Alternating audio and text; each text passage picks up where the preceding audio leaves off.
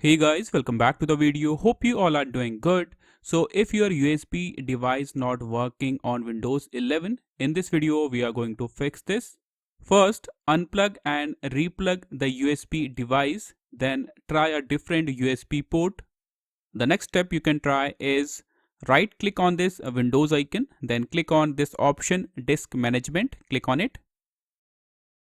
Now here you will see your system storage devices. So this is my internal hard drive and this is my USB device. So my USB device is showing in disk management, but it is not showing here. As you can see, to fix this issue, you have to assign a drive letter. So right click on your USB device, then click on this option, change drive letter and path. Then you have to click on add. So this will assign a drive letter. Click on OK. That's it. Now if I go there and you can see this is my USB device. Now it is showing. If I double click on it, so all the files I have in this device are safe. So there is no data loss. But if you are still getting the same issue, move on to the next method you can try. Now right click on this Windows icon, then click on this option Device Manager. Click on it. Now you have to expand this option Universal Serial Bus Controllers. Expand this option.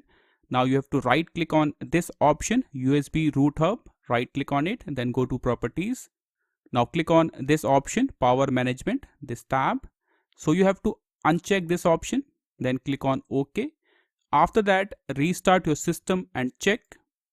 Now move on to the next method you can try if you are still getting the same issue. Open Control Panel. Now click on this option and select small icons. Then double click on this option Power Options. Then click on this option Change Plan Settings. Click on it. Now you have to click on this option Change Advanced Power Settings. Click on it. You will see this kind of small window. Now you have to click on this option USB Settings. Expand this option and then click on this option USB Selective Suspend Setting. Expand this option. Now you have to select disabled in both the options, on battery and plug-in. Select disabled, then click on apply, then click on OK. After that, restart your system and check. If you are getting the same issue, move on to the next method you can try. Click on this Windows icon, then click on this settings option. Now on the left side, click on Windows Update.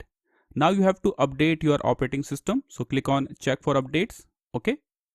After that, you have to click on this option Advanced option.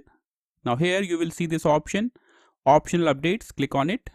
Then click on this option Driver Update. Click on it. Now you have to check all the drivers. Okay.